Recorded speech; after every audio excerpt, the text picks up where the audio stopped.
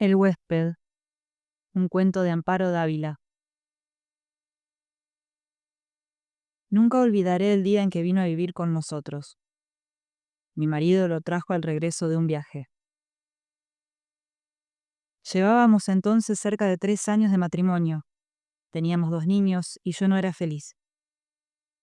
Representaba para mi marido algo así como un mueble, que se acostumbra uno a ver en determinado sitio, pero que no causa la menor impresión. Vivíamos en un pueblo pequeño, incomunicado y distante de la ciudad. Un pueblo casi muerto o a punto de desaparecer. No pude reprimir un grito de horror cuando lo vi por primera vez. Era lúgubre, siniestro, con grandes ojos amarillentos, casi redondos y sin parpadeo, que parecían penetrar a través de las cosas y de las personas. Mi vida desdichada se convirtió en un infierno. La misma noche de su llegada supliqué a mi marido que no me condenara a la tortura de su compañía. No podía resistirlo. Me inspiraba desconfianza y horror. Es completamente inofensivo, dijo mi marido mirándome con marcada indiferencia. Te acostumbrarás a su compañía, y si no lo consigues... No hubo manera de convencerlo de que se lo llevara. Se quedó en nuestra casa. No fui la única en sufrir con su presencia.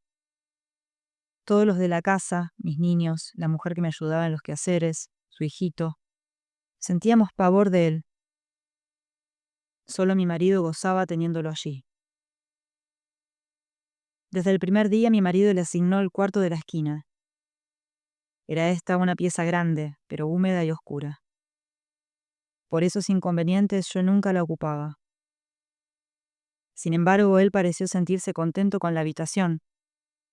Como era bastante oscura, se acomodaba a sus necesidades. Dormía hasta el oscurecer y nunca supe a qué hora se acostaba. Perdí la poca paz de que gozaba en la casona. Durante el día todo marchaba con aparente normalidad.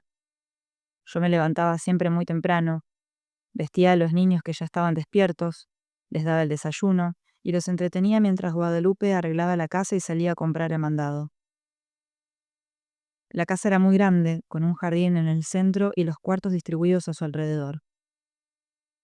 Entre las piezas y el jardín había corredores que protegían las habitaciones del rigor de las lluvias y del viento que eran frecuentes. Tener arreglada una casa tan grande y cuidado el jardín, mi diaria ocupación de la mañana, era tarea dura. Pero yo amaba mi jardín. Los corredores estaban cubiertos por enredaderas que floreaban casi todo el año. Recuerdo cuánto me gustaba, por las tardes, sentarme en uno de aquellos corredores a coser la ropa de los niños, entre el perfume de las madreselvas y de las bugambilias. En el jardín cultivaba crisantemos, pensamientos, violetas de los Alpes, begonias y heliotropos. Mientras yo regaba las plantas, los niños se entretenían buscando gusanos entre las hojas. A veces pasaban horas, callados y muy atentos, tratando de coger las gotas de agua que se escapaban de la vieja manguera. Yo no podía dejar de mirar de vez en cuando hacia el cuarto de la esquina. Aunque pasaba todo el día durmiendo, no podía confiarme. Hubo veces que, cuando estaba preparando la comida, veía de pronto su sombra proyectándose sobre la estufa de leña. Lo sentía detrás de mí. Yo arrojaba al suelo lo que tenía en las manos y salía de la cocina corriendo y gritando como una loca. Él volvía nuevamente a su cuarto, como si nada hubiera pasado. Creo que ignoraba por completo a Guadalupe. Nunca se acercaba a ella ni la perseguía. No hacía a los niños y a mí. A ellos los odiaba y a mí me acechaba siempre. Cuando salía de su cuarto comenzaba la más terrible pesadilla que alguien pueda vivir. Se situaba siempre en un pequeño cenador, enfrente de la puerta de mi cuarto. Yo no salía más. Algunas veces, pensando que aún dormía, yo iba hacia la cocina por la merienda de los niños. De pronto lo descubría en algún oscuro rincón del corredor, bajo las enredaderas. «¡Allí está, Guadalupe!», gritaba desesperada. Guadalupe y yo nunca lo nombrábamos. Nos parecía que al hacerlo cobraba realidad aquel ser tenebroso. Siempre decíamos, «allí está», Ya salió. Está durmiendo. Él.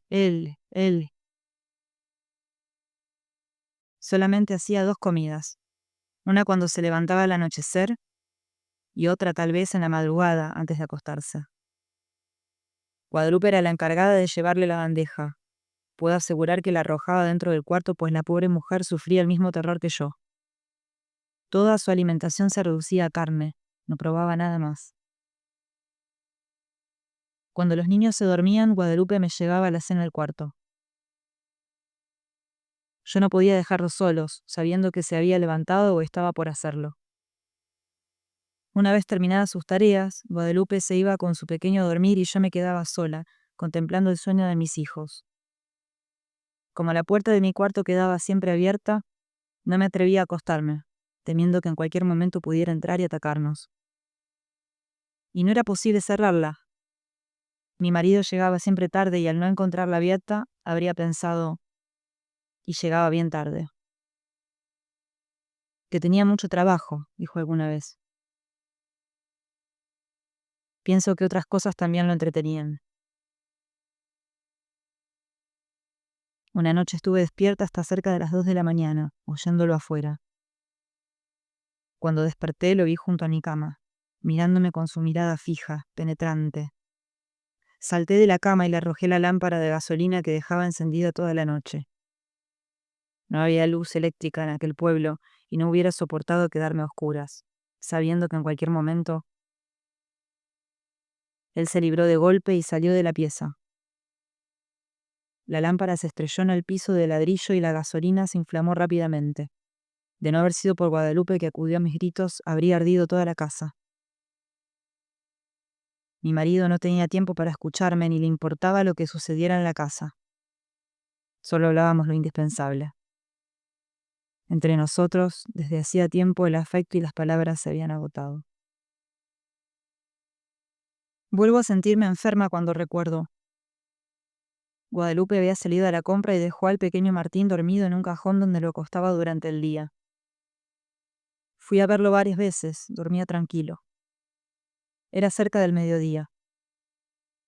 Estaba peinando a mis niños cuando oí el llanto del pequeño mezclado con extraños gritos. Cuando llegué al cuarto lo encontré golpeando cruelmente al niño. Aún no sabría explicar cómo le quité al pequeño y cómo me lancé contra él con una tranca que encontré a la mano, y lo ataqué con toda la furia contenida por tanto tiempo. No sé si llegué a causarle mucho daño, pues caí sin sentido. Cuando Guadalupe volvió del mandado, me encontró desmayada y a su pequeño lleno de golpes y de araños que sangraban. El dolor y el coraje que sintió fueron terribles. Afortunadamente el niño no murió y se recuperó pronto. Temí que Guadalupe se fuera y me dejara sola. Si no lo hizo fue porque era una mujer noble y valiente que sentía gran afecto por los niños y por mí. Pero ese día nació en ella un odio que clamaba venganza. Cuando conté lo que había pasado a mi marido, le exigí que se lo llevaran, alegando que podía matar a nuestros niños como trató de hacerlo con el pequeño Martín. Cada día estás más histérica. Es realmente doloroso y deprimente contemplarte así. Te he explicado 1000 veces que es un ser inofensivo. Pensé entonces en huir de aquella casa, de mi marido, de él. Pero no tenía dinero y los medios de comunicación eran difíciles. Sin amigos ni parientes a quienes recurrir, me sentía tan sola como un huérfano. Mis hijos estaban atemorizados. Ya no querían jugar en el jardín y no se separaban de mi lado. Cuando Guadalupe salía al mercado, me encerraba con ellos en mi cuarto. Esta situación no puede continuar, le dije un día a Guadalupe. Tendremos que hacer algo y pronto, me contestó. ¿Pero qué podemos hacer las dos solas? Solas es verdad, pero con un odio. Sus ojos tenían un brillo extraño. Sentí miedo y alegría. La oportunidad llegó cuando menos la esperábamos. Mi marido partió para la ciudad a arreglar unos negocios. Tardaría en regresar, según me dijo, unos 20 días. No sé si él se enteró de que mi marido se había marchado, pero ese día despertó antes de lo acostumbrado y se situó frente a mi cuarto. Guadalupe y su niño durmieron en mi cuarto y por primera vez pude cerrar la puerta. Guadalupe y yo pasamos casi toda la noche haciendo planes. Los niños dormían tranquilamente. De cuando en cuando oíamos que llegaba hasta la puerta del cuarto y la golpeaba con furia. Al día siguiente dimos de desayunar a los 3 niños y para estar tranquilas y que no nos estorbaran en nuestros planes, los encerramos en mi cuarto. Guadalupe y yo teníamos muchas cosas por hacer y tanta prisa en realizarlas que no podíamos perder tiempo ni en comer. Guadalupe cortó varias tablas, grandes y resistentes, mientras yo buscaba martillo y clavos. Cuando todo estuvo listo, llegamos sin hacer ruido hasta el cuarto de la esquina. Las hojas de la puerta estaban entornadas. Conteniendo la respiración, bajamos los pasadores. Después cerramos la puerta con llave y comenzamos a clavar las tablas hasta clausurarla totalmente. Mientras trabajábamos, gruesas gotas de sudor nos corrían por la frente. No hizo entonces ruido. Parecía que estaba durmiendo profundamente. Cuando todo estuvo terminado, Guadalupe y yo nos abrazamos llorando. Los días que siguieron fueron espantosos. Vivió muchos días sin aire, sin luz, sin alimento. Al principio golpeaba la puerta, tirándose contra ella. Gritaba desesperado, arañaba. Ni Guadalupe ni yo podíamos comer ni dormir. Eran terribles los gritos. A veces pensábamos que mi marido regresaba antes de que hubiera muerto. Si lo encontrara así, su resistencia fue mucha. Creo que vivió cerca de 2 semanas. Un día ya no se oyó ningún ruido, ni un lamento. Sin embargo, esperamos 2 días más, antes de abrir el cuarto. Cuando mi marido regresó, lo recibimos con la noticia de su muerte repentina y desconcertante. Suscríbete a mi canal si querés que te cuente más cuentos.